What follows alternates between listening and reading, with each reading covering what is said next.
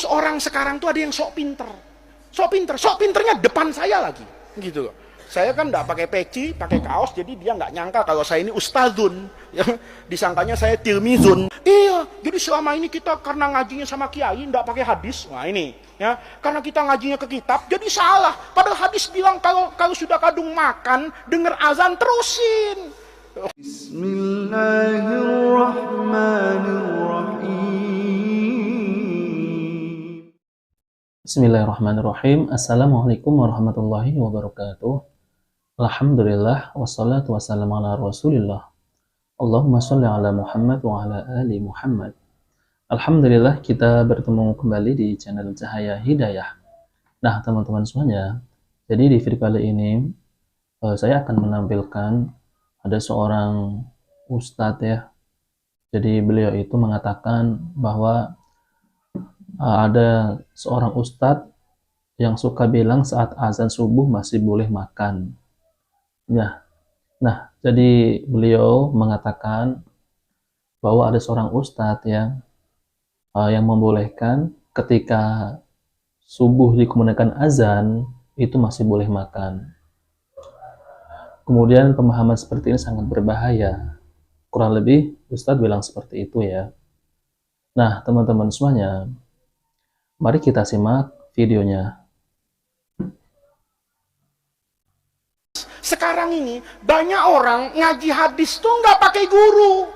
Kemudian asal hadis sahih diamalkan. Ada terjadi sekarang bahaya di bulan Ramadan. Ada hadis sahih. Nabi bilang gini, "Idza sami'tan nida", kalau kamu masih mendengar an-nida, azan, ya, wal ina'u fi yadika, kamu sedang megang apa ini? Makanan. Nanti sahur nih, sahur, hadisnya bilang, kamu sudah dengar azan, tapi tanganmu masih pegang apa ini? Soto. Ya. Fakulu wasrobu, minum aja terusin. Paham? Itu hadisnya sahih. Terus orang sekarang tuh ada yang sok pinternya depan saya lagi. Gitu loh. Saya kan nggak pakai peci, pakai kaos, jadi dia nggak nyangka kalau saya ini ustadzun. Ya. Disangkanya saya tilmizun, kan begitu toh? Nah, di jalanan. Saya bilang, Pak, sudah azan itu di taksi nih, Pak, sudah azan. Ngomong, wah bapak ini nggak tahu hadis sahih. Saya dalam hati, saya bilang jangan hadis sahih, hadis nggak sahih gue tahu. Bapak harus tahu sabda Nabi, jangan sabda Nabi, sabda alam aja saya dengar kan begitu kan. Orang kadang saya cuma dalam hati. Dia terangin hadis itu, hadis di Musnad Imam Ahmad itu. Oh begitu ya Pak ya. Iya, jadi selama ini kita karena ngajinya sama kiai nggak pakai hadis. Nah ini, ya, karena kita ngajinya ke kitab, jadi salah. Padahal hadis bilang kalau sudah kadung makan, dengar azan terusin. Saya dalam hati kacau ini kau jadi mufti. Kenapa? Dia nggak paham redaksi hadis itu. Itu bukan azan subuh, itu azan pertama di Madinah. Memang yang azan dulu Bilal yang pertama, karena Bilal itu matanya ada, tapi pandangannya nggak tajam. Nanti makanya Bilal azan. Kalau Bilal azan itu namanya fajar kazib. Azan itu azan persiapan, sama dengan kita tarhim. Jadi orang nyalain tarhim sebelum subuh, itu ada dalilnya, bukan bid'ah. Kenapa? Dulu Nabi itu membolehkan azan 2 kali subuh itu. Azan yang pertama bukan azan, karena azan di luar waktu itu hukumnya haram. Kamu azan jam 9, Allah azan apa? Azan duhur. Oh, ya, kasih cabai mulutnya, ya kan? Kenapa? Ya rajin. As-sholatu ala waktiha, iya. Tapi ya nggak jam 9 lah, kan begitu kan? Nah, itu orang karena nggak pakai guru, sesat akhirnya. Apa yang terjadi? Orang kadang pegang makan pakai hadis. Padahal maksudnya kata Nabi, kalau Bilal itu azan, kamu boleh makan, haram sholat. Kenapa haram sholat? Belum subuh, kan gitu. Nanti kalau Ibnu Ummi Maktum azan, kamu boleh sholat, haram makan. Nah oke, teman-teman semuanya. Jadi begini ya teman-teman semuanya ya. Banyak berkomentar ya ketika hal seperti ini ada perbedaan ya.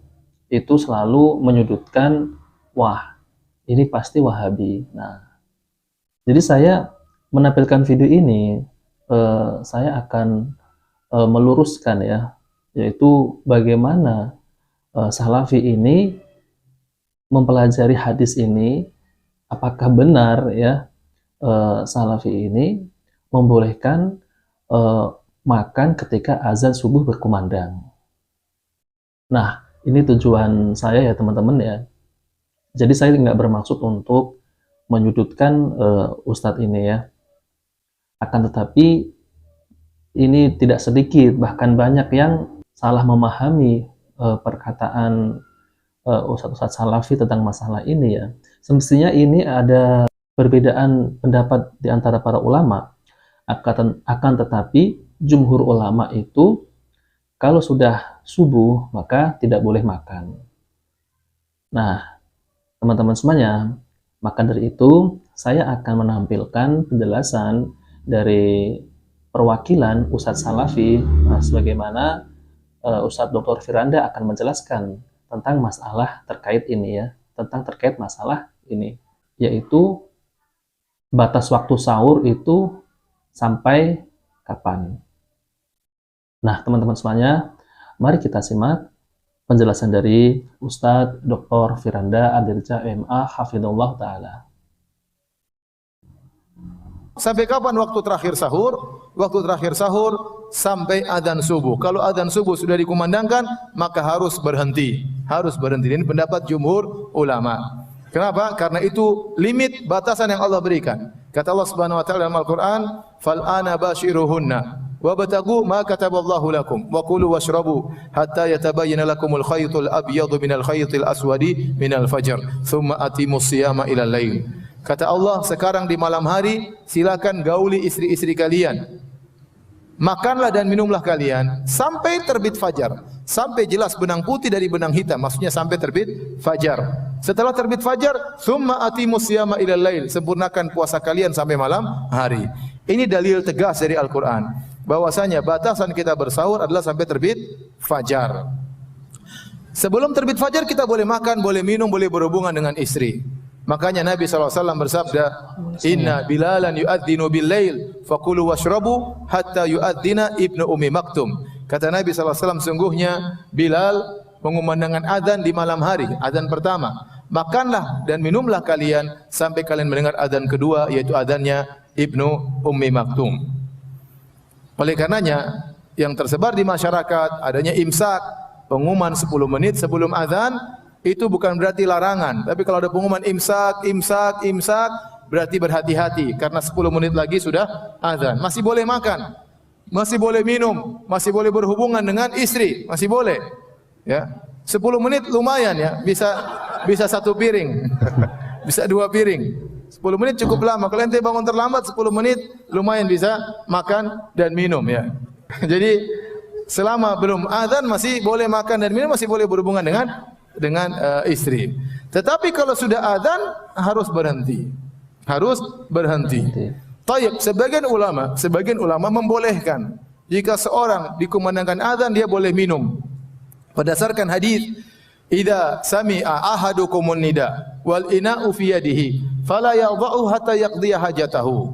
Jika salah seorang dari kalian mendengar adzan sementara gelas berada di tangannya, maka jangan diletakkan sampai dia minum. Ini diambil zahir hadis oleh sebagian ulama bahwasanya rukhsah keringanan dari Nabi kalau kita sedang bersahur tiba-tiba kita dengar azan maka kita segera akhiri dengan minum air putih. Namun jumhur ulama 4 mazhab mentakwil hadis ini. Kata mereka hadis ini zahirnya bertentangan dengan zahir ayat. Ayat mengatakan kalau sudah terbit fajar berhenti atau tidak?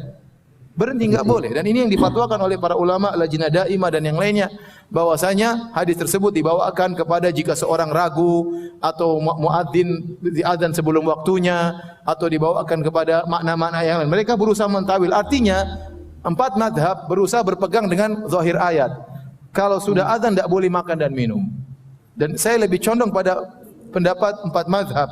Ya, karena zahir ayat jelas, makanlah dan minumlah sampai terbit apa? Fajar. Berarti kalau sudah dikumandangkan adzan berhenti.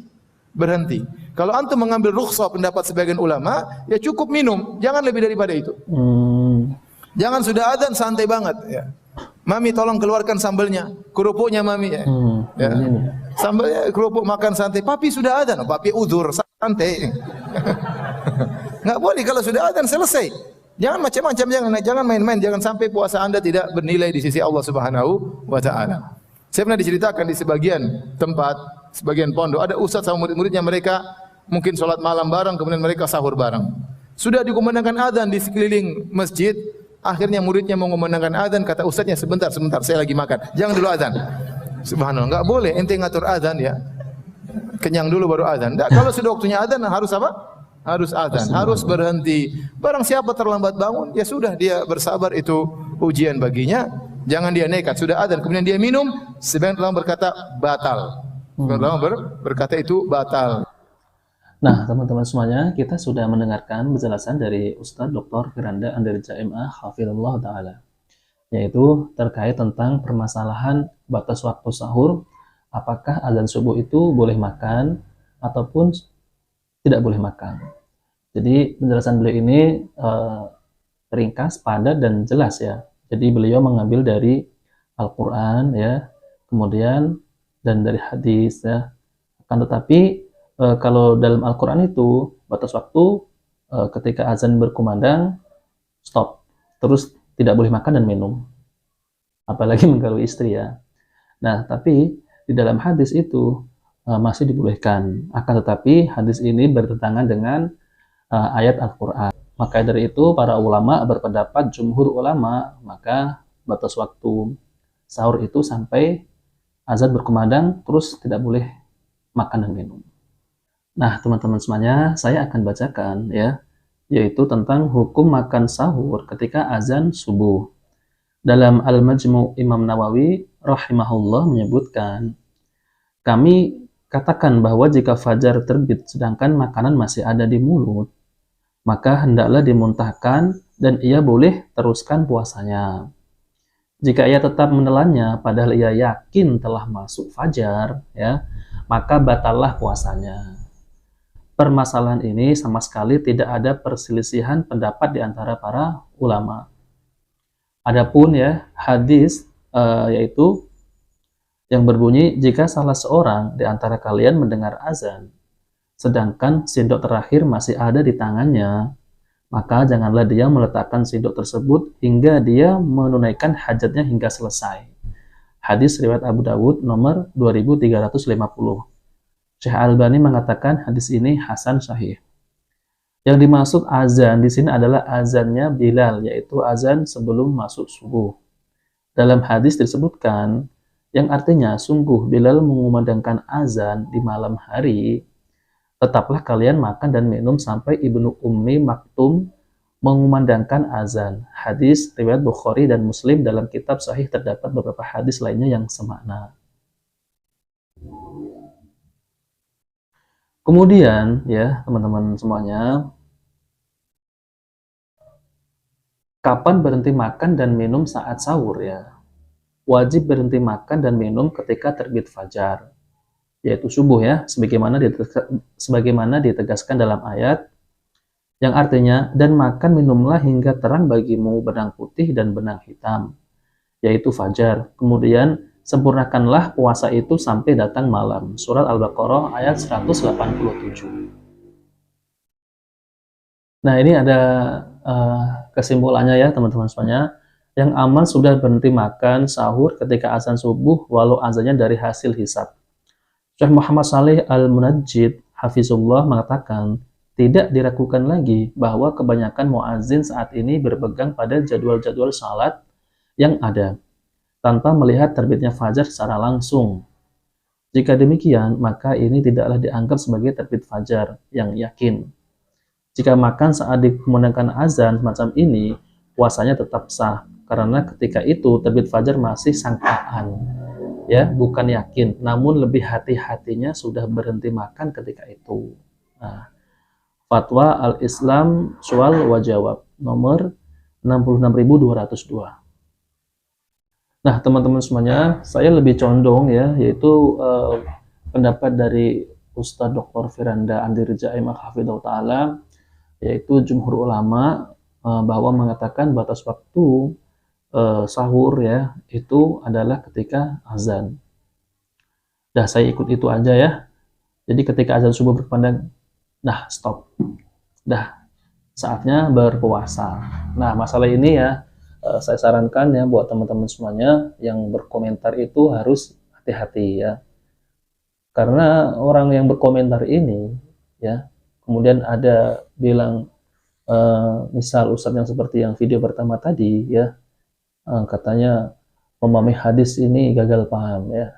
Terus kemudian orang berkomentar itu, wah ini pasti Salafi Wahabi. Nah, padahal Salafi Wahabi ini semestinya menjelaskan secara terperinci ya, seperti contoh Ustadz Dr. Firanda Anirja MA Hafidhullah Ta'ala. Nah, demikian teman-teman semuanya. Jika video ini bermanfaat, jangan lupa like dan subscribe di channel Cahaya Hidayah.